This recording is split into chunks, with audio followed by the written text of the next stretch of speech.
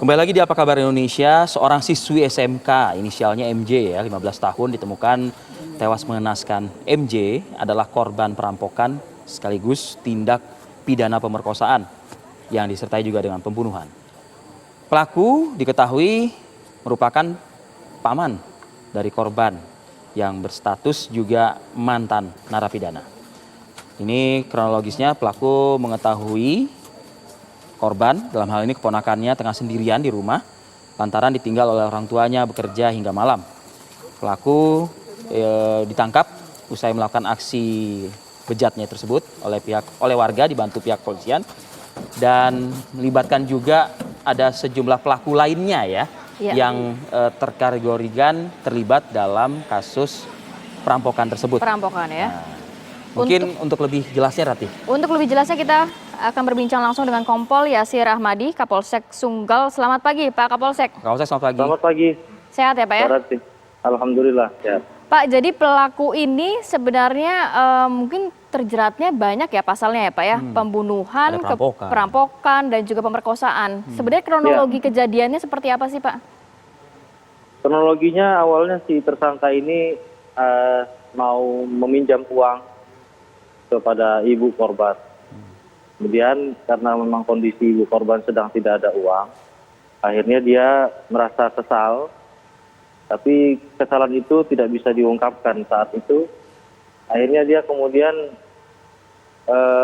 melihat kondisi rumah ketika itu lengang, hanya ada anak keponakannya, dan juga kondisi ketika itu sedang hujan deras.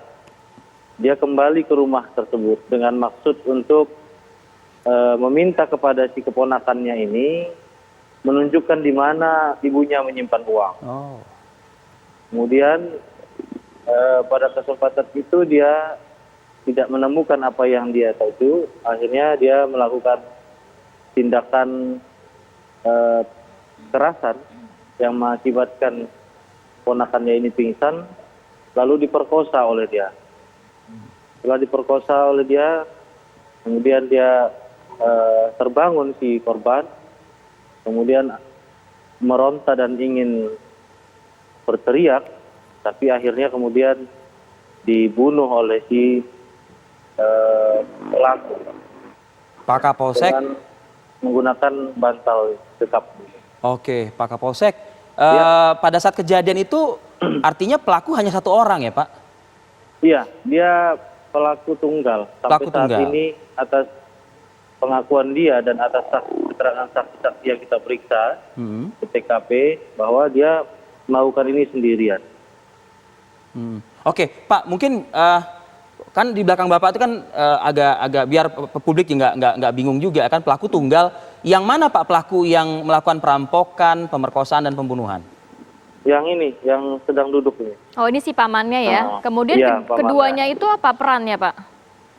Setelah dia mengambil barang-barang milik keponakannya berupa handphone, kemudian mereka ini bantu menjualkan.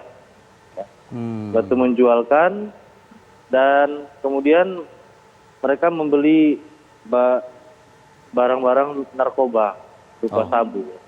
Oke, keseharian dari pelaku apa Pak? Pengangguran. Tapi ini mantan residivis. Mantan residivis. Kasus? Kasus pencurian dengan kekerasan, juga kasus penganiayaan. Oke, ini hubungan keluarganya seperti apa dengan korban? Jadi ini pamannya si korban. Dia menikah dengan adik dari istrinya, adik dari ibunya korban. Pada saat di rumah kan tadi kan informasi yang saya baca sedang bekerja hingga malam. Itu siapanya, bapaknya atau ibunya? Ibunya, karena ini anak yatim Pak. Anak yatim, beliau ini 15 tahun, masih sekolah di SMK. Nah inilah seharusnya jadi orang tuanya, tapi justru malah menghabisi nyawanya. Miris ya Pak Kapolsek. Pak Kapolsek, berarti ini masuknya kepada tindakan pidana yang sudah direncanakan atau bagaimana Pak? Dari kronologi yang diungkapkan, memang ada perencanaan, ada niat sebelumnya yang dilakukan oleh si tersangka ini untuk melakukan pencurian dengan kekerasan ya. Jadi niatnya itu melakukan pencurian pencurian terhadap barang-barang milik si ibunya si korban itu. Oke. Nah, kalau dari komentar atau hasil penyelidikan, uang yang digunakan ini selain tadi untuk narkoba, untuk apa lagi, Pak? Nah, uang yang digunakan ini dia bilang untuk bayar hutang. Katanya dia terlilit hutang. Pak Dia bilang Kapolsek. alasannya untuk membayar hutang-hutangnya. Oke, Pak Kapolsek, cukup banyak Pak yang digelar pagi ini di hadapan Bapak. Apa-apa saja Pak? Ini barang bukti semua ya Pak ya? Iya, ini ada handphone yang dicuri. Ini ada mohon maaf nih, pakaian dalam. Oke, mungkin kita skip mungkin Pak. Siap, itu kemudian ini ada handphone. Kemudian ini ada tali yang digunakan untuk mengikat tangannya. Nah, kemudian ini uang hasil kejahatannya. Ada juga bantal yang digunakan untuk mendekap. Oke. Pak, tapi sebelumnya dari pengakuan si pelaku tidak pernah melakukan tindakan asusila kan kepada keponakannya?